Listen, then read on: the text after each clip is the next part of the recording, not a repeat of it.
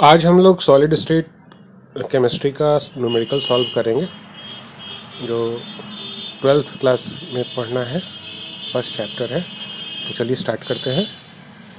पहला question numerical वाला जो 10th नंबर एनसीईआरटी में है। Calculate the efficiency of packing efficiency निकालना है in case of metal crystal. इसमें पहला है सिंपल क्यूब एससी, दूसरा है बॉडी सेंटर्ड सेल या क्यूब, इसको बीसीसी कहते हैं, और तीसरा है फेस सेंटर्ड क्यूब या एफसीसी कहते हैं। तो इसको सॉल्व करेंगे। कैसे सॉल्व करेंगे? तो सबसे पहले सिंपल क्यूब के लिए एससी के लिए, एससी क्या होता है, एससी में होता क्या है, तो क्यूब के केवल कॉर्नर पर एटम्स प्रेजेंट होते हैं। जितने 8 कॉर्नर होते हैं, 8 कॉर्नर पर एटम प्रेजेंट होते हैं और हर एटम दूसरे एटम के टच में होता है। जैसा कि इस फिगर में दिखाया गया है, सारे एटम क्या होते हैं, एक दूसरे से टच करेंगे। तो 2 कॉर्नर का जो एटम होगा एक दूसरे से जब टच करेगा तो उन दोनों के रेडियस का सम उसके किनारे की लंबाई के बराबर होगी। यानी एज लेंथ जो होगा क्यूब का वह रेडियस के सम के बराबर होगा, क्योंकि दोनों एटम किनारे कोने वाले एटम जो होते हैं वो एक दूसरे से टच में होते हैं। यानी 2r इज इक्वल टू हम लोग क्या लिख सकते हैं, a लिख सकते हैं। a के द्वारा किनारे की लंबाई को हम लोग रिप्रेजेंट करते हैं। किसके किनारे की? तो यूनिट सेल के किनारे की, जो क्यूब शेप का है। ठीक है, अब यहाँ पे हम लोग इसको सॉल्व करेंगे। अब एक और बात है कि पैकिंग एफिशिएंसी कैलकुलेट कैसे करते हैं। तो यह रेशियो होता है volume of atom present in unit cell and volume of cube. तो सबसे पहले वॉल्यूम निकालते हैं क्यूब का। क्यूब का वॉल्यूम सभी को पता है, साइड इंटू साइड होता है, यानी साइड क्यूब होता है। यहाँ पे साइड कितना है, a है, तो a क्यूब हो जाएगा। अब दूसरा हम लोग का रिलेशन है एससी के लिए कि a जो है हमारा वह 2r के बराबर है। तो a 2r के बराबर है तो हमारा वॉल्यूम क्या हो जाएगा, a क्यूब है तो r 2r का क्यूब हो जाएगा, यानी 8r क्यूब हो जाएगा। अब हम लोग वॉल्यूम निकालते हैं एटम का। एटम स्फेरिकल होता है तो स्फेयर का वॉल्यूम 4/3 पाई r क्यूब होता है। और यहाँ पे हमारा सिंपल सेल में केवल एक ही एटम क्यूब के अंदर होता है, बाकी पोर्शन उसका बाहर होता है। सो हम लोग एक एटम का वॉल्यूम निकालेंगे, यानी 1 × 4/3 × पाई r क्यूब। अब क्या करेंगे हम लोग, जैसा कि जानते हैं पहले पैकिंग फ्रैक्शन निकालेंगे। पैकिंग फ्रैक्शन का फॉर्मूला होता है volume of atom by volume of cube. तो उसी को कैलकुलेट करेंगे।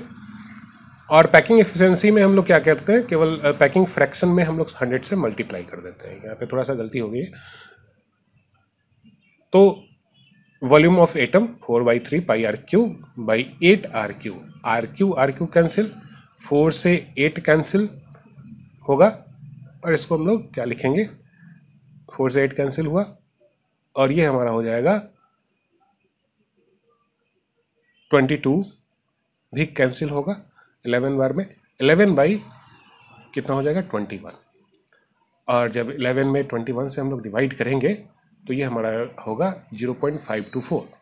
अब पैकिंग इफिशियंसी सिंपल, केवल हम लोग पैकिंग फ्रैक्शन में 100 से मल्टीप्लाई कर देंगे, यानी 0.524 × 100 यानी 52.4%। पहले अब स्टार्ट करते हैं। सेकंड इसका है बॉडी सेंटर्ड यूनिट सेल या बीसीसी। बीसीसी में क्या होता है, एटम कॉर्नर पर तो प्रेजेंट होते हैं, यानी 8 कॉर्नर पर प्रेजेंट होंगे और एक बीचों बीच इस क्यूब के ठीक सेंटर में प्रेजेंट होगा, जिसके कारण इसके अंदर टोटल 2 एटम्स प्रेजेंट होंगे। तो कॉर्नर पर 8 एटम यहाँ पे जो कॉर्नर पर एटम है वो कॉर्नर वाले एटम एक दूसरे से टच में नहीं होते हैं। तो टच में कौन होते हैं, तो देखिए यहाँ पे बीच वाला जो लाइन है वो सारे एटम एक दूसरे से टच में है और यह डायगोनल कहलाएगा। किसका? क्यूब का डायगोनल। तो इस डायगोनल को हम लोग कैलकुलेट करेंगे जिससे हमारा रेडियस और साइड के बीच रिलेशन हम लोग को फाइंड हो जाएगा और उसी की मदद से हम लोग फिर ये इफिशियंसी और पैकिंग फ्रैक्शन कैलकुलेट कर लेंगे। तो ये हमारा डायमीटर हो गया, डायमीटर ऑफ क्यूब। और एक और डायमीटर ऊपर में हमारा एक स्क्वायर बन रहा है, उसका एक डायमीटर होगा। तो इसको हम सबसे पहले नाम दे दें A, B, C और D। तो सबसे पहले हम लोग क्या फाइंड करेंगे, तो साइड का एज तो हमारा A है और सबसे पहले हम लोग ऊपर जो एक स्क्वायर दिख रहा है उसका हम लोग डायमीटर फाइंड करेंगे। वॉल्यूम ऑफ क्यूब AQ होता है। इस केस में हमारा वॉल्यूम फाइंड करें उससे पहले AC को निकालें। AC ऊपर वाला है तो AC इज इक्वल टू क्या होगा, under root AB square plus BC square.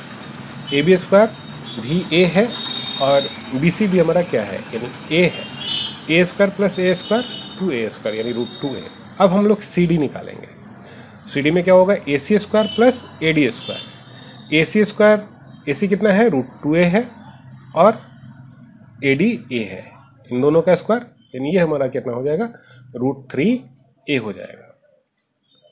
अब इस रूट 3A का यूज हम लोग कहाँ करेंगे, तो ऊपर वॉल्यूम वाले रिलेशन में करेंगे। कैसे, तो सबसे पहले यहाँ पे देखिए बीच वाला जो एटम का लाइन दिखलाई दे रहा है वहाँ पे 4 बार R आ रहा है, 4 टाइम्स R आ रहा है यानी R plus R plus R 4R, यानी डायगोनल इज इक्वल टू हमारा कितना हो जाएगा, 4R और relation A is equal to 4R by root 3।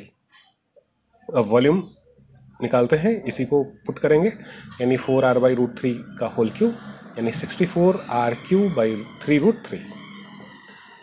अब वॉल्यूम ऑफ एटम, यहाँ पे 2 एटम्स प्रेजेंट होते हैं तो 2 एटम, तो पहले एक एटम का volume 4/3 pi r cube into 2 हो जाएगा यानी 8/3 पाई आर क्यूब। अब पैकिंग फ्रैक्शन के लिए हम लोग क्या करेंगे, volume of atom by volume of cube. Volume of atom 8/3 pi r cube और 64/3 रूट 3 R से R कैंसिल, 8 से 64 कैंसिल यानी 11/7 इंटू रूट 3/4। इस यहाँ पे 11 में 1.732 से मल्टीप्लाई करेंगे जो आएगा 19.052/28 और इसका पैकिंग फ्रैक्शन 0.68। पैकिंग एफिशिएंसी दोनों को मल्टीप्लाई करेंगे 100 इंटू 0.68। अब आते हैं third portion, face centred FCC के लिए आते हैं। FCC में क्या होगा वो देखते हैं। तो FCC कहते हैं एटम्स जो होंगे वो कॉर्नर पर प्रेजेंट होंगे और जितने भी फेस होंगे वहाँ पे प्रेजेंट होंगे। तो क्यूब में 6 फेस होते हैं और 8 कॉर्नर होता है, तो 8 कॉर्नर पर होगा और 6 फेस पे होगा। तो फिगर में देखें, ये कॉर्नर वाले एटम हैं। कॉर्नर के एटम के बाद हम लोग का फेस पे 6 फेस होते हैं, 6 फेस पे भी एटम प्रेजेंट होंगे।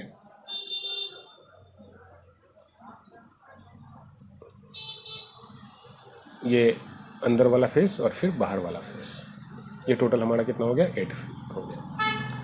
चलिए अब हम स्टार्ट करते हैं इसको। दूसरे फिगर में हम समझें, केवल एक फेस को लेकर के हम लोग कैलकुलेट करते हैं।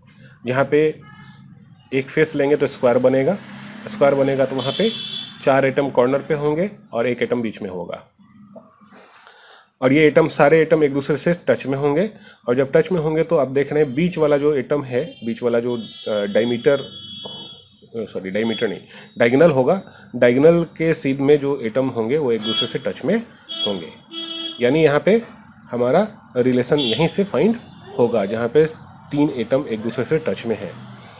तो यहाँ पे भी हमारा डायगोनल जो होगा वह 4R के बराबर होगा। ये डायगोनल हमारा 4R के बराबर होगा।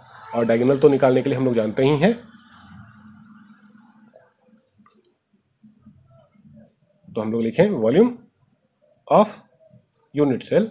वॉल्यूम ऑफ यूनिट सेल जो क्यूब के फॉर्म में है, तो क्यूब का ए क्यूब, और इस केस में हमारा क्या होगा, वॉल्यूम डायगोनल हमारा क्या हो जाएगा, 4r हो जाएगा।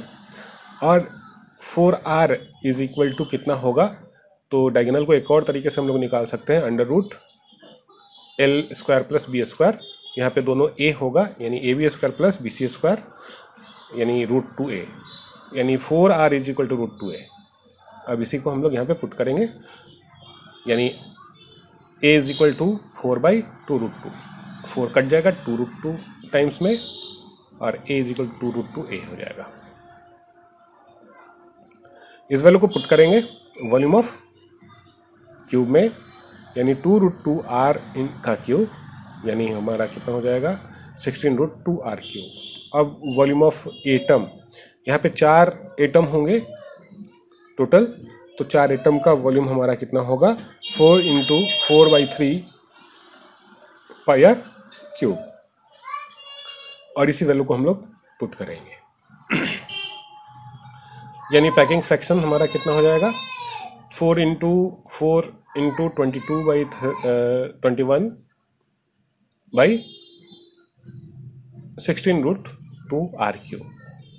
यहाँ पे r cancel, r Q cancel, और 2 से 22 कैंसिल 11 टाइम्स में,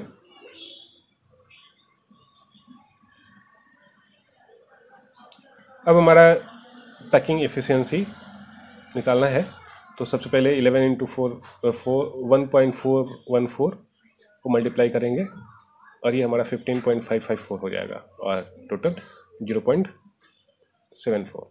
पैकिंग एफिशिएंसी हमारा हो जाएगा 74%।